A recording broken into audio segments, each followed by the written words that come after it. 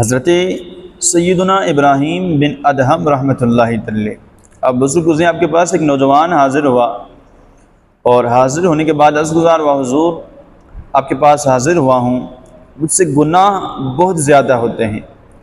گناہوں کا علاج تجویز فرما دیں، کوئی گناہوں کا علاج بتا دیں، کوئی نصیحتیں کر دیں۔ حضرت سیدنا ابراہیم بن ادہم رحمۃ اللہ تعالی، آپ نے اس نوجوان کو نصیحتیں کرتے ہوئے ارشاد فرمایا کہ نوجوان، جب تیرا ارادہ ہونا گناہ کرنے کا تو گناہ کر، لیکن اللہ کے ملک سے نکل کر کہیں اور جا کر گناہ کر۔ اس نوجوان نے کہا حضور یہ کیسے ہو سکتا ہے، میں مشرق میں جاؤں یا مغرب چلا جاؤں، جنوب یا شمال جاؤں، زمین ہو آسمان ہو، جہاں پر بھی جاؤں، ہر جگہ پر ملک تو اللہ کا ہے، ہر چیز جو ہے للہ ملک السماوات والارض، ہر زمین و آسمان، ہر چیز اللہ رب العالمین عز و جل کا ملک ہے، ہر جگہ پر میں جہاں پر بھی چلا جاؤں رب کا ملک ہے، یہ نہیں ہو سکتا۔ آپ نے فرمایا دیکھو کتنی بری بات ہے کہ اللہ کے ملک میں بھی رہو اور نافرمانی بھی اللہ کی کرو۔ آپ نے دوسری نصیحت ارشاد فرمائی کہ نوجوان، جب گناہ کرنے کا ارادہ ہونا تو گناہ کر، لیکن خود کو اتنا چھپا لے کہ تمہیں اللہ نہ دیکھ سکے۔ اس نے کہا حضور یہ بھی کیسے ممکن ہے، اللہ سمیع بصیر ہے، اللہ ہر چیز دیکھتا ہے، جہاں پر بھی جاؤں میرا رب تو وہ ہے جو پتھروں کے اندر چھپے ہوئے کیڑوں کو بھی دیکھتا ہے، میرا رب تو وہ ہے جو ان کیڑوں کو بھی غذا دیتا ہے، میں کہیں پر بھی چلا جاؤں میں تو رب سے نہیں چھپ سکتا نا۔ آپ نے فرمایا دیکھ کتنی بری بات ہے کہ تجھے پتہ بھی ہے کہ اللہ سے چھپ نہیں سکتا، تو پھر اللہ کی نافرمانی کرنا ہی چھوڑ دے۔ تیسری نصیحت آپ نے ارشاد فرمائی کہ نوجوان، جب گناہ کرنے کا ارادہ ہونا تو گناہ کر، لیکن اللہ کا رزق کھانا چھوڑ دے۔ اس نے فرمایا حضور یہ بھی ناممکن ہے، وَمَا مِن دَابَّةٍ فِي الْأَرْضِ إِلَّا عَلَى اللَّهِ رِزْقُهَا، ہر چیز کو رزق دینے والی اللہ رب العالمین عز و جل کی ذات ہے، رازق میرا رب ہے، کریم میرا رب ہے، کھلاتا میرا رب ہے، پلاتا میرا رب ہے، اسی کی عطا سے جو ہے ہم کھاتے ہیں، اسی کی عطا سے ہم پیتے ہیں، کھلانے والا مالک ہے، رازق میرا پروردگار ہے۔ حضور یہ کیسے ممکن ہو سکتا ہے کہ میں رب کا کھانا چھوڑ دوں، رب کا رزق کھانا چھوڑ دوں، یہ ناممکن ہے۔ آپ نے فرمایا نوجوان دیکھ کتنی بری بات ہے کہ تو اللہ کے دیا ہوا رزق کھاتا ہے، اور اللہ کے دیا ہوا رزق کھانے کے بعد اس کے باوجود بھی جو ہے تو رب کی نافرمانی کرتا ہے۔ پھر آپ نے چوتھی نصیحت ارشاد فرمائی کہ نوجوان، جب گناہ کرنے کا ارادہ ہونا تو گناہ کر، لیکن جب ملک الموت آئے نا، حضرت عزرائیل آئے تیری روح قبض کرنے کے لیے، تو آپ کہہ دینا کہ عزرائیل ابھی مجھے کچھ مہلت دے دو، بعد میں آ جانا میری روح قبض کرنے کے لیے۔ اس نے فرمایا حضور یہ بھی ناممکن ہے، حضرت عزرائیل نے آنا ہے، موت کا جو وقت طے ہے اس وقت اس نے روح قبض کر جانی ہے۔ حضرت عزرائیل نے کسی کی نہیں سننی، میں لاکھ کچھ بھی کر لوں، لیکن حضرت عزرائیل نے جس وقت میرا موت کا وقت طے ہے، کل نفس ذائقۃ الموت کا وعدہ آنا ہے، حضرت عزرائیل نے آنا ہے، پھر نہیں چھوڑنا، حضرت عزرائیل نے تو روح قبض کر کے جانا ہے۔ آپ نے فرمایا دیکھ نوجوان، تو اتنا بھی اختیار نہیں رکھتا، تو اپنی جان کا بھی مالک نہیں ہے، تیرے پاس تو یہ بھی اختیار نہیں کہ تو حضرت عزرائیل کو روک سکے، پھر گناہ کرنا چھوڑ دے۔ جب تجھے پتا ہے تو حضرت عزرائیل کو منع نہیں کر سکتا، حضرت عزرائیل نے تیری روح قبض کر دینی ہے، پھر بھی گناہ کرتا ہے۔ پھر آپ نے پانچویں نصیحت ارشاد فرمائی نوجوان، جب گناہ کرنے کا ارادہ ہو گناہ کر، لیکن جب قبر میں پہنچے نا، منکر نکیر آئے نا سوالات کے جوابات، سوالات کرنے، جوابات نہیں دینا، انہیں ہٹا دینا اپنے ہاتھوں سے کہ ابھی چلے جاؤ۔ نوجوان کہتا ہے حضور یہ بھی ناممکن ہے، منکر نکیر نے آنا ہے، انہوں نے سوالات کرنا ہے، انہوں نے آ کر پوچھنا ہے من ربوں کا، انہوں نے آ کر پوچھنا ہے مادینوں کا، انہوں نے آ کر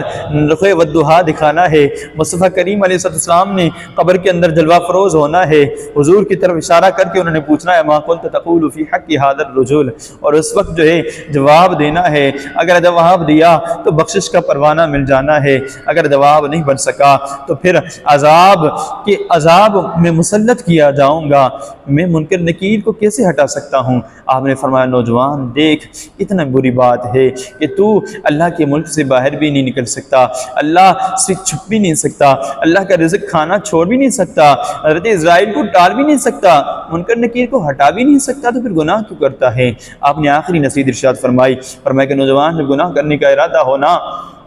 قیامت کا دن آئے نا، جب اللہ حکم دے فرشتوں کو میرے فرشتوں اس میرے بندے کو جہنم میں ڈال دو، فرشتے آئے نا تیرے پاس تجھے جہنم میں ڈالنے کے لیے لے کر جائیں، تو فرشتوں کو کہہ دینا کہ فرشتوں میں نے ابھی جہنم میں نہیں جانا، میں نے جہنم میں نہیں جانا۔ نوجوان کہتے ہیں حضور یہ بھی ناممکن ہے، آپ جو نصیحتیں کر رہے ہیں یہ نہیں ہو سکتا، یہ کیسے ہو سکتا ہے؟ اللہ نے اگر حکم دے دیا، میرے رب کا اگر حکم آ گیا، پھر انما امرہ اذا اراد شیئا ان یقول لہ کن فیکون، اللہ کا جب حکم آ جاتا ہے ویسا ہی ہونا ہے جیسا میرے رب کا حکم ہے۔ میری کیا مجال میں فرشتوں کو روکوں، میری کیا اوقات میں رب کے حکم کو ٹال سکوں؟ اگر اللہ نے حکم کر دیا نا کہ اسے جہنم میں ڈال دو، میری کیا مجال ہے میں فرشتوں کو روک سکوں؟ آپ نے فرمایا دیکھ نوجوان کتنی بری بات ہے، تو اللہ کے ملک سے باہر بھی نہیں جا سکتا، اللہ کا رزق کھانا بھی نہیں چھوڑ سکتا، اللہ سے چھپ بھی نہیں سکتا، حضرت اسرائیل کو ٹال بھی نہیں سکتا، منکر نکیر کو ہٹا بھی نہیں سکتا۔ اگر قیامت کے دن حکم ہو کے اسے جہنم میں ڈال دیا جائے تو پھر اپنے آپ کو گناہوں سے بچا بھی نہیں سکتا، تو پھر گناہ کیوں کرتا ہے؟ کیوں گناہوں کا بازار سرگرم کیا ہوا ہے؟ فرماتے ہیں علماء اس نوجوان پر حضرت ابراہیم بن ادہم کی نصیحتوں کا اثر ہوا، اس نے گناہ چھوڑ دیا۔ پیارے اور محترم مسلم بھائیو، یقین جانیے یہ نصیحتیں ہمارے لیے بھی ہیں کہ اگر گناہ ہم کرتے ذرا سا سوچیں نا، ہم اللہ کے ملک میں رہتے ہیں، ہم اللہ کا دیا ہوا رزق کھاتے ہیں، ہم اللہ سے چھپ بھی نہیں سکتے، لاکھ لوگوں سے چھپ کر ہم گناہ کر لیں، لاکھ لوگوں سے چھپ جائیں، اکیلے میں بیٹھ کر تنہائیوں کے اندر موبائل پر ہم مختلف چیزیں دیکھ کر گناہوں کا بازار سرگرم کریں، لاکھ لوگوں سے چھپ کر ہم گناہ کرتے پھریں، لیکن میرا رب جانتا ہے، ہمارا رب ہمارے حالات سے واقف ہے، ہمارا رب جانتا ہے میرا بندہ کیا کر رہا ہے، اس کے باوجود بھی ہم رب کی نافرمانی کریں۔ ہمیں پتہ ہے کہ حضرت اسرائیل نے جب آنا ہے ہمیں نہیں چھوڑنا، روح قبض کر کے جانا ہے، اس کے باوجود بھی ہم گناہ کریں، یہ ہماری کم عقلی ہے۔ ہمیں پتہ ہے منکر نکیر نے آنا ہے، قبر کے اندر سوالات کرنے ہیں، ہمیں جوابات دینے ہیں، اگر جوابات ہمیں دینے ہیں تو پھر ہم جوابات کی تیاریاں کیوں نہیں کرتے؟ ہمیں پتہ ہے جب قیامت کے دن اللہ نے جب حکم دینا ہے، اگر اللہ نہ کرے گناہوں کے سبب ہمیں حکم دیا گیا کہ اسے جہنم میں ڈال دو، پھر ہماری کیا اوقات ہے؟ ہم کیسے منع کر سکتے ہیں؟ اتنے معاملات ہونے کے باوجود بھی ہم پھر بھی گناہ کریں، یہ برا عمل ہے۔ یقین جانیے گناہوں سے بچیں، گناہوں سے بچنے کے لیے اللہ کی پاک بارگاہ کے اندر دعا کرتے رہیں۔ میرے پیر و مرشد سید امیر علیہ سنت دام برکات من عالیہ اشعار کے اندر گناہوں کے متعلق اشعار لکھتے ہیں نا کہ سلسلہ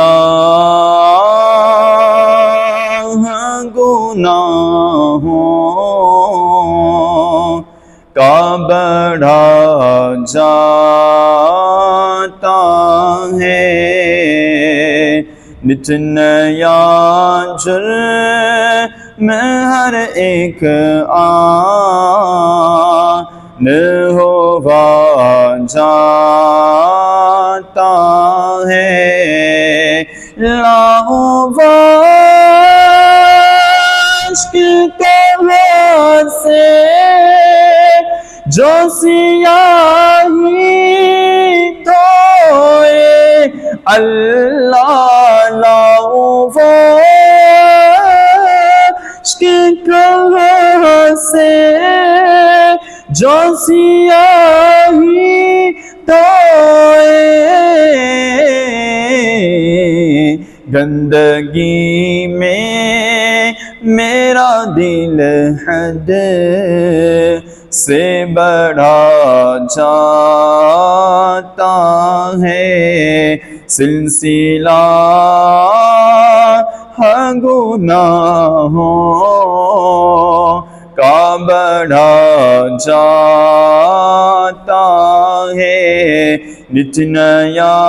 جرم ہر ایک آن ہوا جاتا ہے۔ ہم اپنا جائزہ لیں، ہمارے روزمرہ کے معاملات، صبح ہو دن رات، ہماری اگر زندگی گناہوں میں گزر رہی ہے نا تو اللہ کی پاک بارگاہ کے اندر توبہ کیا کریں۔ آپ سے خطا سرزد ہو جائے نا، عقل مند بندے کا کام ہوتا ہے گناہ ہونا رب سے معافی مانگے، اللہ کی پاک بارگاہ کے اندر توبہ و استغفار کرے۔ میرا رب کہتا ہے مجھ سے معافی مانگو، میری پاک بارگاہ کے اندر آؤ، توبہ کرو، میں توبہ قبول کرتا ہوں۔ اللہ توبہ کرنے والے بندے کو پسند فرماتا ہے۔ اللہ فرماتا ہے ان اللہ یحب التوابین، کہ بے شک اللہ توبہ کرنے والے کو پسند فرماتا ہے۔ تو کوشش کیا کریں جب گناہ ہو تو اللہ کی پاک بارگاہ کے اندر توبہ و استغفار کر لیا کریں۔ اللہ پاک ہمارے صغیرہ کبیرہ گناہوں کو معاف فرمائے، آمین بجاہ النبی آمین۔